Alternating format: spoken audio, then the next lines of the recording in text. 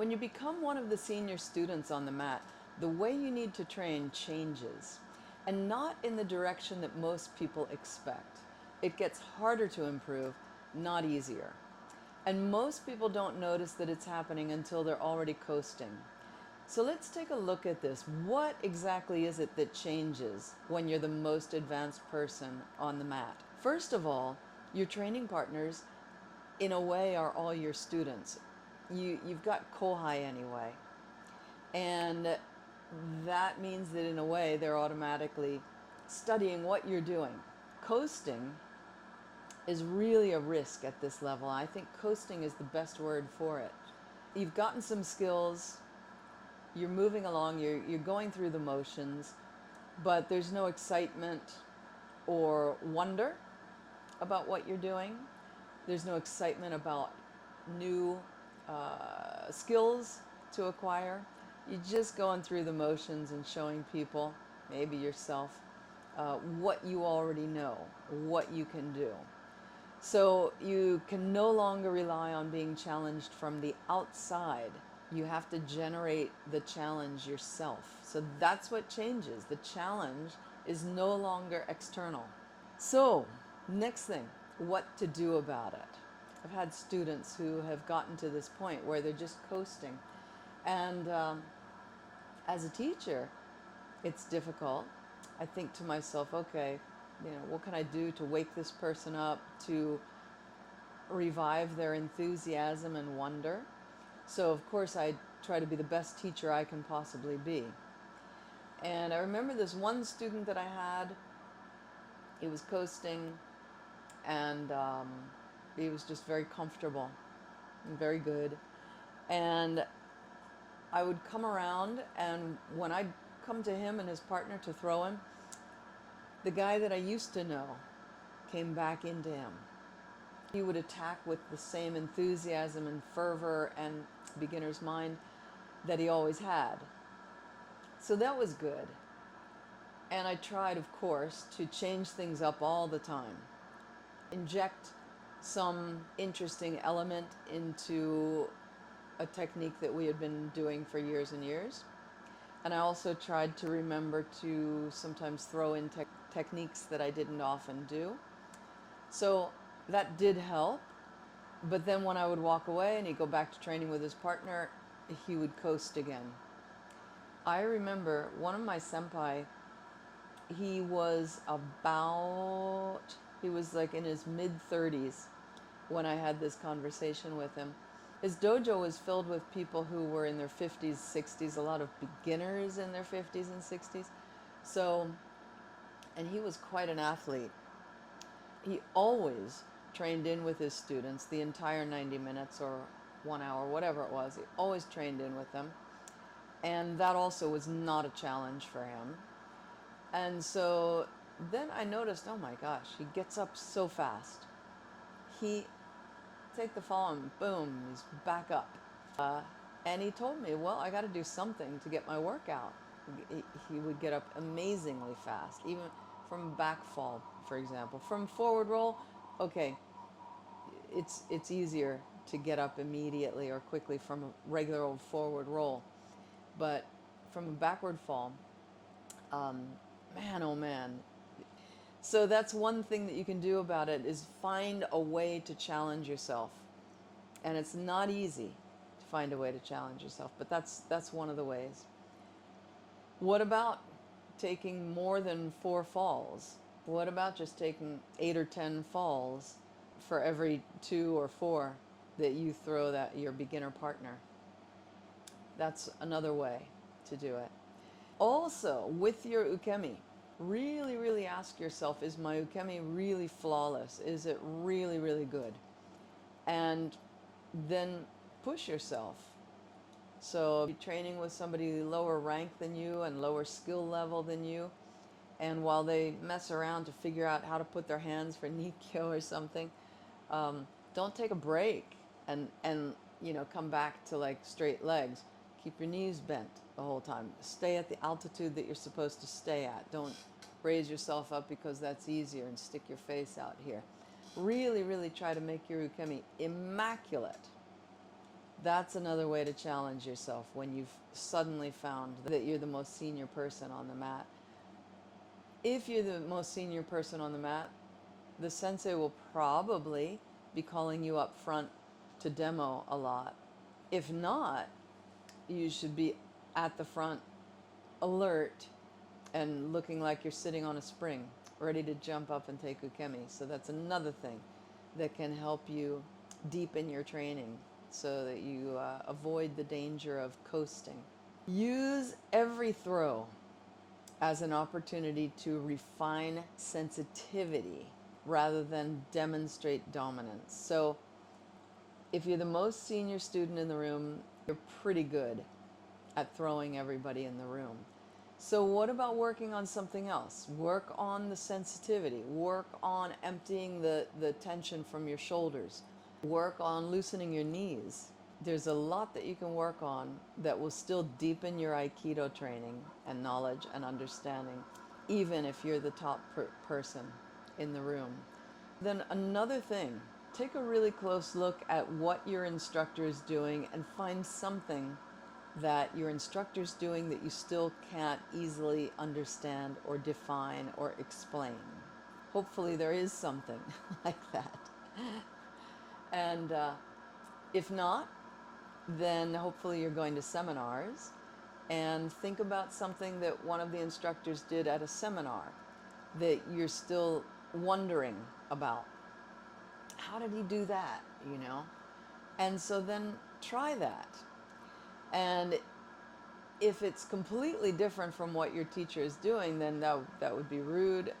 Maybe have a discussion with your teacher after class, like, hey, I feel like I'm coasting. What can I do about it? When I went to such and such a seminar, so-and-so sensei was doing this and that. Is it okay if I try that? I would say don't tell your teacher how to teach. So that can really rub somebody the wrong way. But you can certainly express how you're feeling and ask what to do about it. The dojo is normally where you consolidate what you know, you refine it. The seminar is where everything that you're doing gets broken so that you can rebuild it. I know that sounds like, oh, broken, oh my gosh. You need to forget everything when you go to the seminar and try stuff on, see how it feels in your body. So that's the perfect time for that.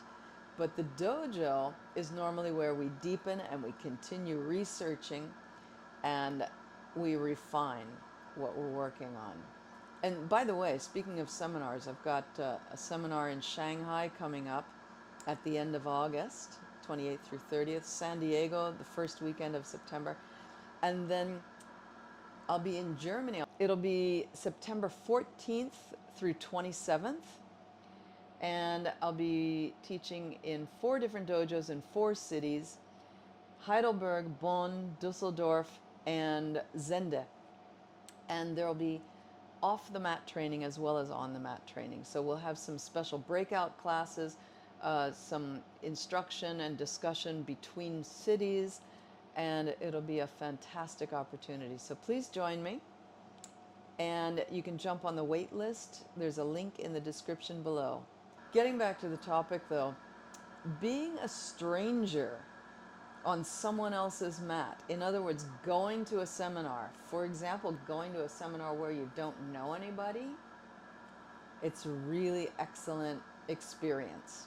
When you go to a dojo or a seminar where you don't know anybody and nobody knows you, all of a sudden it removes your rank to a certain degree. Let's say that you're wearing a black belt and a hakama. Well, okay, then people are going to see that you're a black belt. But are you a shodan? Are you rokudan? People don't know. And it removes your reputation if nobody knows you at that dojo or at that seminar. So you can't just ride on your reputation. And it takes you, therefore, out of your comfort zone. And that is exactly the point. I know that we don't like to go outside of our comfort zone. That's why it's called the comfort zone. When we go out of the comfort zone, we are in the uncomfortable zone, right? So we don't like it. But boy, oh boy, it can be really, really good for us. It's like so many things. When I was training in Japan, I would try to train with Takahashi Sensei first thing. Every class at Sasame Dojo, I thought, where's Takahashi Sensei? And I would try to sit next to him, and then I'd try to get him for the first technique because he scared me. I was really afraid of the guy. And he was a super sweet guy. We would sit and drink our beers together sometimes. And I always enjoyed talking with him, but training with him, I was scared to death because he was quick, agile, moved like a cat, and powerful. So anyway, I made myself go out of my comfort zone for that. And boy, I learned a lot. It was so beneficial. So I really recommend that you go to some seminars. Go to mine, sure, that's great. But it doesn't have to be my seminar. Just go to some seminars. And if you can, go to some seminars that are outside of your organization. Seminars where nobody knows you and you don't know them. It's humbling and it's beneficial. Then, once you've taken yourself out of your comfort zone, you've gone to the seminar, what to do? What to do after the seminar. So a lot of times you go to a seminar and what the instructor is saying oftentimes seems to contradict what your sensei says during regular class, right? Has anybody had that experience? Please leave a comment in the comments section if you have. Your regular teacher always says, do this throw with your inside foot forward. The seminar instructor says, do this throw with your outside foot forward. So then you come back to your own dojo like, what do I do? I don't know. I'm confused. If you're confused after the seminar, that's not a bad thing. It's good. It means that you can break stuff down and then rebuild it. Also, if you just practiced for 3 days doing a certain technique with the opposite footwork than what your teacher normally does, then you got that much better at switching gears mentally. And that is a good thing too. You can switch right back to doing it the way your teacher does it. If you're thinking, oh my gosh, but I've got to take a test and my teacher is going to be judging my test, so I got to do it the way they want. Yeah, okay, good. Do it the way they want. But you tried something on at a seminar and you tested how it felt. How does it feel? Does it help me successfully throw my partner? Does it make me feel constricted in my shoulders? Or does it make me feel looser in the shoulders than normal? Oh, that's interesting. Notice all that stuff, especially when you're doing something a different way from usual. So if you feel confused after a seminar, then don't push it away. Just lean into it. Lean into the confusion. And as much as possible, without being disrespectful to your teacher or your senpai, continue trying the way the seminar instructor told you once you've gotten back to your regular dojo.